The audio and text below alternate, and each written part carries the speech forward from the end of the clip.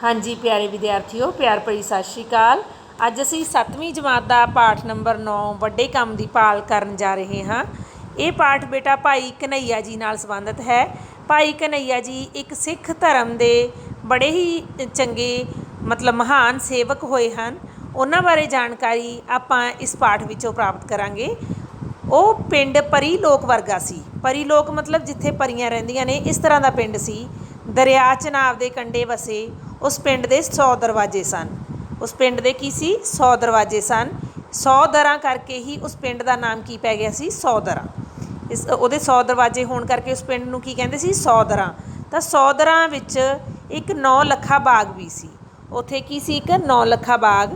ਚਨਾਬ ਦਰਿਆ ਦਾ ਪਾਣੀ ਉਸ ਬਾਗ ਨੂੰ ਹਰਿਆ ਭਰਿਆ ਰੱਖਦਾ ਸੀ। 100 ਦਰਾਂ ਬਹੁਤ ਹੀ ਸੋਹਣਾ ਪਿੰਡ ਸੀ। ਜਿਹੜਾ ਇੱਕ ਵਾਰੀ 100 ਦਰਾਂ ਵਿੱਚ ਰਹਿਣ ਲੱਗ ਪੈਂਦਾ ਉਸ ਨੂੰ ਕਿਧਰੇ ਹੋਰ ਜਾਣ ਨੂੰ उसका किधरे होर जाण नूं जी नहीं सी करदा। जी मतलब ਉਹਦਾ मन नहीं सी करदा किते होर जाण नूं, ਜਿਹੜਾ ਇੰਨੇ ਸੋਹਣੇ ਪਿੰਡ 100 ਦਰਾਂ ਦੇ ਵਿੱਚ ਰਹਿੰਦਾ ਹੁੰਦਾ ਸੀ। ਨਿੱਕਾ ਕਨ੍ਹਈਆ ਵੀ 100 ਦਰਾਂ ਵਿੱਚ ਰਹਿੰਦਾ ਸੀ, ਪਰ ਉਹ 100 ਦਰਾਂ ਦੇ ਬਾਕੀ ਬਾਲਾਂ ਨਾਲੋਂ ਵੱਖਰਾ ਸੀ। ਬਾਲਾਂ ਮਤਲਬ ਬੱਚਿਆਂ ਨਾਲੋਂ ਉਹ ਅਲੱਗ ਸੀ। ਉਸ ਦਾ ਦਿਲ ਕਰਦਾ ਸੀ ਕਿ ਉਹ ਵੱਡਾ ਹੋ ਕੇ ਪਿੰਡ ਤੋਂ ਬਾਹਰ ਜਾਵੇ, ਹੋਰ ਥਾਵਾਂ ਵੀ ਵੇਖੇ ਅਤੇ ਫਿਰ ਕੁਝ ਕਰਨ ਬਾਰੇ ਸੋਚੇ। ਉਸਨੇ ਮਾਂ ਨੂੰ ਦੱਸਿਆ, ਮਾਂ ਜਦੋਂ मैं ਵੱਡਾ ਹੋ ਜਾਊਂਗਾ मैं किते दूर जाके कोई काम करूँगा। माँ उस वल वेख के मुस्कुराई, तू भावें किधरे भी चलिया जावीं पर कोई वड्डा काम ही करी। वड्डा काम किहड़ा वड्डा काम? कन्हैया ने नूं माँ की गल समझ नहीं सी पई। माँ हसी, जदों तू वड्डा हो जावेगा तो तैनूं समझ लगू तां लग जाऊ। कन्हैये ने माँ की गल नूं मन विच दोहराया तो फिर खेडण विच रुझ गया। मतलब खेडण दे विच व्यस्त हो गया, बिजी हो गया। तो भाई कन्हैया सी जिहड़ा वो 100 दरां पिंडों विचों बाहर जाके कोई काम करना चाहुंदा सी। वो बाकी लोगों की तरह नहीं सी सोचदा, क्योंकि बाकी लोग सारे 100 दरां वर्गे सोहणे पिंड नूं छड्ड के किते होर नहीं जाना चाहुंदे सी। तां जदों उहने ये गल अपनी माँ नूं दसी तां उहदी माँ ने समझाया कि तू किते भी चला जाई पर कोई वड्डा काम करी। जदों भाई कन्हैया जी ने उस वड्डे काम दे बारे पुछया अपनी माँ नूं कि वड्डा काम किहड़ा हुंदा है, तां माँ ने कहा कि जदों तू ਵੱਡਾ ਹੋ ਜਾਵੇਗਾ ਤੈਨੂੰ ਆਪਣੇ ਆਪ ਸਮਝ ਆ ਜਾਏਗੀ। ਉਸ ਤੋਂ ਬਾਅਦ ਕਨ੍ਹਈਆ ਜੀ ਨੇ ਆਪਣੀ ਮਾਂ ਦੀ ਗੱਲ ਨੂੰ ਚੇਤੇ ਰੱਖਿਆ ਅਤੇ ਫਿਰ ਉਹ ਆਪਣੇ ਖੇਡ ਦੇ ਵਿੱਚ ਰੁੱਝ ਗਿਆ। ਉਸ ਤੋਂ ਬਾਅਦ ਜਦੋਂ ਉਹ ਵੱਡਾ ਹੋਇਆ ਤਾਂ ਨਿੱਕੇ ਹੁੰਦਿਆਂ ਦੀਆਂ ਬਹੁਤ ਸਾਰੀਆਂ ਗੱਲਾਂ ਉਸ ਨੂੰ ਭੁੱਲ ਗਈਆਂ, ਪਰ ਮਾਂ ਦੀ ਆਖੀ ਹੋਈ ਗੱਲ ਉਸ ਨੂੰ ਚੇਤੇ ਰਹੀ। ਇੱਕ ਦਿਨ ਉਹ ਵੱਡੇ ਕੰਮ ਦੀ ਭਾਲ ਵਿੱਚ ਘਰੋਂ ਨਿਕਲ ਤੁਰਿਆ। ਰਾਹ ਵਿੱਚ ਨਦੀਆਂ ਨਾਲੇ ਵੀ ਆਏ ਅਤੇ ਜੰਗਲ ਬੀਆਬਾਨ ਵੀ ਆਏ। ਜੰਗਲ ਬੀਆਬਾਨ ਕੀ ਹੁੰਦਾ ਬੇਟਾ? ਸੁੰਨਾ ਰਸਤਾ। ਰਾਹ ਵਿੱਚ ਸ਼ਹਿਰ ਵੀ ਆਏ ਅਤੇ ਘੁੱਗ ਵਸਦੇ ਪਿੰਡ ਵੀ ਆਏ। ਜਿਹੜੇ ਵਸਦੇ ਰਸਦੇ ਪਿੰਡ ਸੀ ਉਹ ਵੀ ਆਏ ਅਤੇ ਸ਼ਹਿਰ ਵੀ ਆਏ। ਕਨ੍ਹਈਆ ਤੁਰੀ ਗਿਆ। ਇੱਕ ਦਿਨ ਉਸ ਨੂੰ ਇੱਕ ਆਦਮੀ ਮਿਲਿਆ। ਉਸ ਆਖਿਆ, ਮੈਂ ਵੀ ਮੁਸਾਫਰ ਹਾਂ, ਕੁਝ ਵਾਟ ਆਪਾਂ ਇਕੱਠੇ ਤੁਰ ਲੈਂਦੇ ਹਾਂ। ਵਾਟ ਮਤਲਬ ਰਸਤਾ। ਹਾਂ ਠੀਕ ਹੈ, ਭਾਈ ਕਨ੍ਹਈਆ ਨੇ ਆਖਿਆ। ਉਹ ਦੋਵੇਂ ਕੁਝ ਚਿਰ ਚੁੱਪ-ਚਾਪ ਤੁਰੇ ਗਏ ਅਤੇ ਫਿਰ ਇਕੱਲੀ ਰੁੱਝ ਗਏ। ਉਸ ਮੁਸਾਫਰ ਨੇ ਪੁੱਛਿਆ, ਕਿੱਥੇ ਜਾਣਾ? कन्हैया जी ने कहा, पता नहीं। मुसाफिर हस्या, इस तरह किवें हो सकता है कि किसी राही नूं ये पता ही ना होवे कि उसने कित्थे जाना है, फिर फिर भी तुरिया जावे। मैनूं बस इन्ना कुछ पता है कि मैं कोई वड्डा काम करना है। कन्हैये ने पूरी गंभीरता नाल जवाब दिता, इस तो वध मैनूं बिल्कुल भी नहीं पता कि वो काम किहड़ा है ते कित्थे मिलू।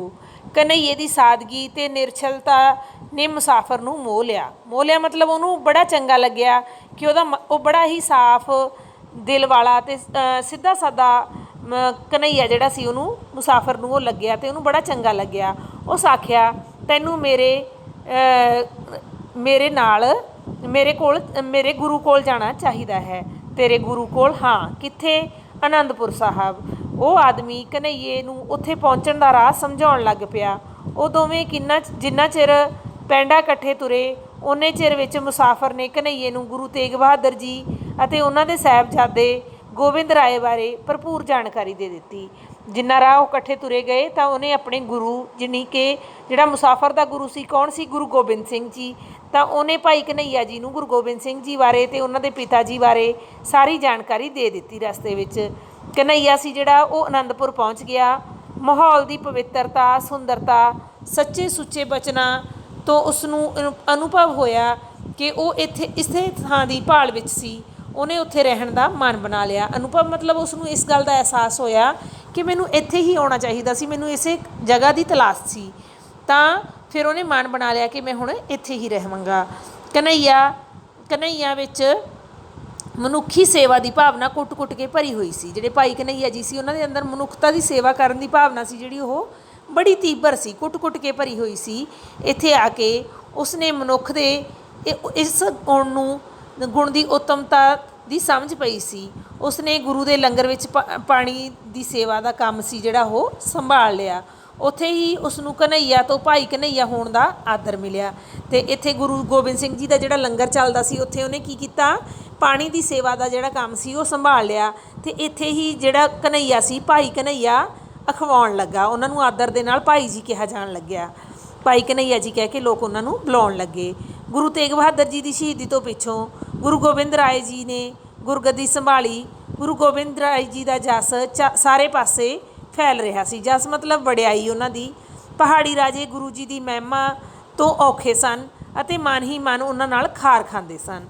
ये तो बच्चों सारे बच्चों नूं पता ही है कि जिहड़े पहाड़ी राजे सी गुरु गोबिंद सिंह जी की महिमा तो खार खांदे सी ते उन्हां नाल कोई ना कोई बहाना लभदे रहिंदे सी लड़ाई का। पहाड़ी राजिਆਂ ने 400 पठाणा नाल रलाया ते इकट्ठे होके हल्ला बोल दिता। हल्ला मतलब हमला कर दिता।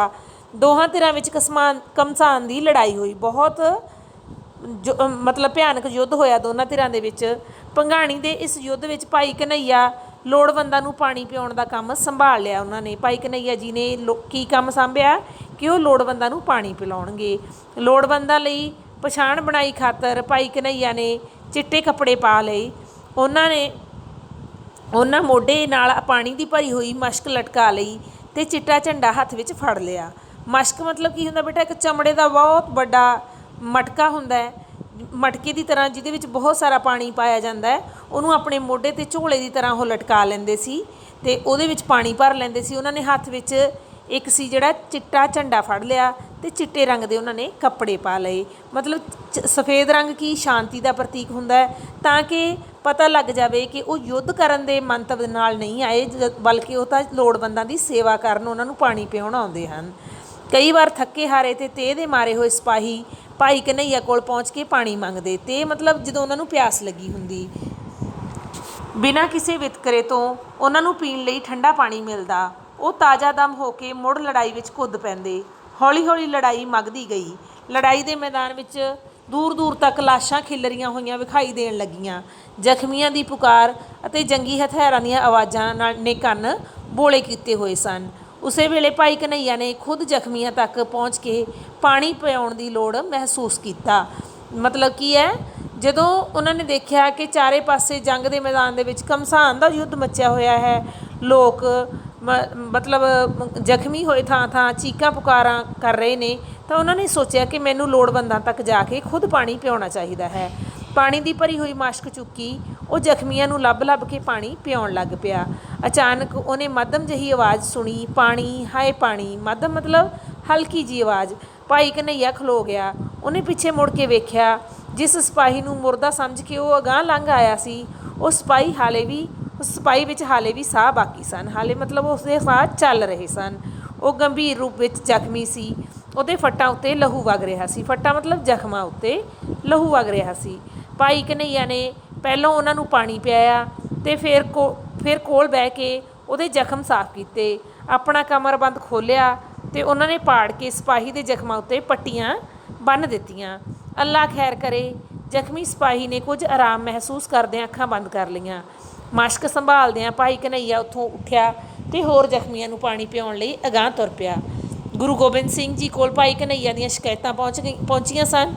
शिकायत ये सी कि वो दुश्मन के सिपाहियां नूं भी पानी पिआउंदा है।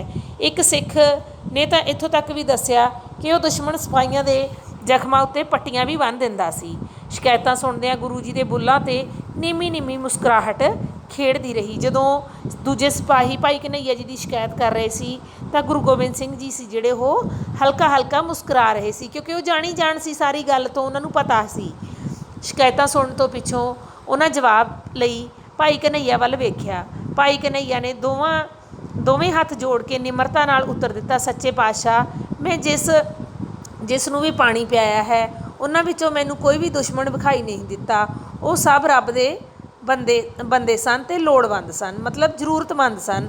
ਤੁਸਾਂ ਹੀ ਤਾਂ ਆਖਿਆ ਸੀ ਕਿ ਮੈਂ ਲੜਾਈ ਵਿੱਚ ਲੋੜਵੰਦਾਂ ਨੂੰ ਪਾਣੀ ਪਿਆਵਾਂ। ਮੈਨੂੰ ਤਾਂ ਸਗੋਂ ਉਹਨਾਂ ਵਿੱਚੋਂ ਤੁਹਾਡਾ ਹੀ ਅਕਸ ਦਿਸਦਾ ਸੀ, ਮਤਲਬ ਮੈਨੂੰ ਤੁਹਾਡੇ ਹੀ ਰੂਪ ਦਿਖਾਈ ਦਿੰਦੇ ਸੀ। ਮੈਨੂੰ ਉਹਦੇ ਵਿੱਚੋਂ ਕੋਈ ਵੀ ਦੁਸ਼ਮਣ ਨਹੀਂ ਸੀ ਲੱਗਦਾ, ਕਿਉਂਕਿ ਜਿਸ ਨੂੰ ਲੋੜ ਹੁੰਦੀ ਹੈ ਉਹ ਕਦੇ ਸਾਡਾ ਦੁਸ਼ਮਣ ਨਹੀਂ ਹੁੰਦਾ। ਭਾਈ ਘਨੱਈਆ ਜੀ ਨੇ ਆਪਣੇ ਵੱਲੋਂ ਇਹ ਬਿਆਨ ਜਦੋਂ ਦਿੱਤੇ, ਗੁਰੂ ਗੋਬਿੰਦ ਸਿੰਘ ਜੀ ਨੇ ਆਪਣੇ ਸਿੱਖ ਅੰਦਰ ਅਜਿਹੇ ਗੁਣ ਜਿਹੜੇ ਸੀ ਉਹ ਵੇਖਣਾ ਚਾਹੁੰਦੇ ਸੀ। ਉਹਨਾਂ ਨੂੰ ਸੀ ਕਿ ਮੇਰਾ ਜਿਹੜਾ ਸਿੱਖ ਹੋਵੇ ਉਹ ਬਿਨਾਂ ਕਿਸੇ ਭੇਦਭਾਵ ਦੇ ਸਭ ਦੀ ਸੇਵਾ ਕਰੇ। ਉਹਨਾਂ ਗੁਣਾਂ ਨੂੰ ਭਾਈ ਘਨੱਈਆ ਦੇ ਨੇ ਆਪਣੇ ਅੰਦਰ ਸਮੋ ਲਿਆ ਸੀ। ਗੁਰੂ ਜੀ ਬਹੁਤ ਪ੍ਰਸੰਨ ਹੋਏ, ਬਹੁਤ ਖੁਸ਼ ਹੋਏ। ਉਹਨਾਂ ਭਾਈ ਘਨੱਈਆ ਜੀ ਨੂੰ ਜ਼ਖਮੀਆਂ ਦੀ ਮੱਲਮ ਪੱਟੀ ਕਰਨ ਦਾ ਵੀ ਕੰਮ ਜਿਹੜਾ ਸੀ ਉਹ ਸੌਂਪ ਦਿੱਤਾ। ਗੁਰੂ ਗੋਬਿੰਦ ਸਿੰਘ ਜੀ ਨੇ ਕਿਹਾ ਕਿ ਅੱਜ ਤੋਂ ਤੁਸੀਂ ਸਿਰਫ ਪਾਣੀ ਨਹੀਂ ਪਿਆਉਣਾ ਜ਼ਖਮੀਆਂ ਨੂੰ, ਸਗੋਂ ਨਾਲ ਨਾਲ ਉਹਨਾਂ ਦੀ ਮੱਲਮ ਪੱਟੀ ਵੀ ਕਰਨੀ ਹੈ। ਭਾਈ ਘਨੱਈਆ ਜੀ ਨੇ ਗੁਰੂ ਜੀ ਦੀ ਆਗਿਆ ਅਨੁਸਾਰ ਸੇਵਾ ਭਾਵ ਵਾਲੇ ਸਿੱਖਾਂ ਦਾ ਇੱਕ ਜਥਾ ਤਿਆਰ ਕੀਤਾ। ਉਹ ਸਾਰੇ ਪੂਰੇ ਮਨ ਨਾਲ ਜ਼ਖਮੀਆਂ ਅਤੇ ਪਿਆਸਿਆਂ ਦੀ ਸੇਵਾ ਕਰਨ ਲੱਗ ਪਏ। ਭਾਈ ਘਨੱਈਆ ਲਈ ਨਾ ਕੋਈ ਵੈਰੀ ਸੀ ਅਤੇ ਨਾ ਕੋਈ ਬੇਗਾਨਾ ਸੀ। ਜਿਉਣ ਦੇ ਇਸ ਮੰਤਵ ਦੇ ਨਾਲ ਉਹ ਜਿਸ ਮੰਤਵ ਦੇ ਨਾਲ ਉਹ ਘਰੋਂ ਤੁਰਿਆ ਸੀ, ਉਹ ਵੱਡਾ ਕੰਮ ਉਸ ਨੂੰ ਆਪਣੇ ਗੁਰੂ ਕੋਲੋਂ ਲੱਭ ਗਿਆ ਸੀ। ਮਤਲਬ ਜੋ ਉਸ ਦਾ ਮੰਤਵ ਸੀ ਕਿ ਉਹਨੇ, ਮੰਤਵ ਕੀ ਹੁੰਦਾ ਬੇਟਾ? ਉਦੇਸ਼। ਜੋ ਉਸ ਦਾ ਉਦੇਸ਼ ਸੀ ਕਿ ਉਹਨੇ ਜ਼ਿੰਦਗੀ ਵਿੱਚ ਕੋਈ ਵੱਡਾ ਕੰਮ ਕਰਨਾ ਹੈ, ਉਹ ਕੰਮ ਉਹਨੂੰ ਅੱਜ ਲੱਭ ਗਿਆ ਸੀ। ਗੁਰੂ ਜੀ ਨੇ ਉਹਨਾਂ ਨੂੰ ਲੋੜਵੰਦਾਂ ਦੀ ਸੇਵਾ ਕਰਨ ਦਾ, ਪਾਣੀ ਪਿਆਉਣ ਦਾ ਅਤੇ ਉਹਨਾਂ ਦੀ ਮੱਲਮ ਪੱਟੀ ਕਰਨ ਦਾ ਜਿਹੜਾ ਕੰਮ ਸੀ ਸੌਂਪ ਦਿੱਤਾ ਸੀ। ਤਾਂ ਬੱਚਿਓ, ਇਸ ਕਹਾਣੀ ਦੇ ਵਿੱਚ ਅਸੀਂ ਕੀ ਸਿੱਖਿਆ? ਭਾਈ ਘਨੱਈਆ ਜੀ ਦੇ ਜੀਵਨ ਬਾਰੇ ਸਾਨੂੰ ਸਿੱਖਿਆ ਪ੍ਰਾਪਤ ਹੋਈ ਕਿ ਕਿਸ ਤਰ੍ਹਾਂ ਉਹ ਬਿਨਾਂ ਵੈਰ ਵਿਰੋਧ ਤੋਂ ਸਭ ਦੀ ਸੇਵਾ ਕਰਦੇ ਸੀ ਅਤੇ ਲੋੜਵੰਦਾਂ ਨੂੰ ਜਿਹੜਾ ਸੀ ਪਾਣੀ ਅਤੇ ਮੱਲਮ ਪੱਟੀ ਦੀ ਸੇਵਾ ਉਹ ਕਰਿਆ ਕਰਦੇ ਸਨ। ਇਸ ਤਰ੍ਹਾਂ ਭਾਈ ਘਨੱਈਆ ਜੀ ਬਾਰੇ ਅਸੀਂ ਇਸ ਕਹਾਣੀ ਦੇ ਰਾਹੀਂ ਜਾਣਿਆ। ਉਮੀਦ ਹੈ ਤੁਹਾਨੂੰ ਇਹ ਜਾਣਕਾਰੀ ਚੰਗੀ ਲੱਗੀ ਹੋਵੇਗੀ। ਇਸ ਤੋਂ ਬਾਅਦ ਪਾਠ ਦੇ ਸ਼ਬਦ ਅਰਥ ਹਨ ਉਹ ਤੁਸੀਂ ਕਰ ਲੈਣੇ ਹਨ। ਅਭਿਆਸ ਦੇ ਪ੍ਰਸ਼ਨ ਬਹੁਤ ਛੋਟੇ ਉੱਤਰਾਂ ਵਾਲੇ, ਵਸਤੂਨਿਸ਼ਟ ਪ੍ਰਸ਼ਨ, ਛੋਟੇ ਉੱਤਰਾਂ ਵਾਲੇ, ਵੱਡੇ ਉੱਤਰਾਂ ਵਾਲੇ ਪ੍ਰਸ਼ਨ, ਵਾਕਾਂ ਵਿੱਚ ਵਰਤੋ, ਵਿਆਕਰਨ ਭਾਗ ਦੇ ਵਿੱਚ ਸਮਾਨ ਅਰਥਾਂ ਵਾਲੇ ਸ਼ਬਦ। ਇਸ ਤੋਂ ਬਾਅਦ ਬਹੁਤੇ ਸ਼ਬਦਾਂ ਦੀ ਥਾਂ ਇੱਕ ਸ਼ਬਦ। ਇਸ ਤੋਂ ਇਲਾਵਾ ਅੱਗੇ ਹੈ ਬੇਟਾ ਯੋਗਤਾ ਵਿਸਥਾਰ ਦਾ ਪ੍ਰਸ਼ਨ, ਜਿਹੜੇ 3 ਇਹਨਾਂ ਵਿੱਚੋਂ ਕੋਈ ਇੱਕ ਪ੍ਰਸ਼ਨ ਤੁਸੀਂ ਆਪਣੇ ਆਪ ਹੱਲ ਕਰਨਾ ਹੈ ਅਤੇ ਬਾਕੀ ਪ੍ਰਸ਼ਨਾਂ ਦੇ ਉੱਤਰ ਹੈ ਜਿਹੜੇ ਮੈਂ ਤੁਹਾਡੇ ਨਾਲ ਅਗਲੀ ਵੀਡੀਓ ਵਿੱਚ ਸਾਂਝੇ ਕਰਾਂਗੀ। ਤਦ ਤੱਕ ਲਈ ਧੰਨਵਾਦ।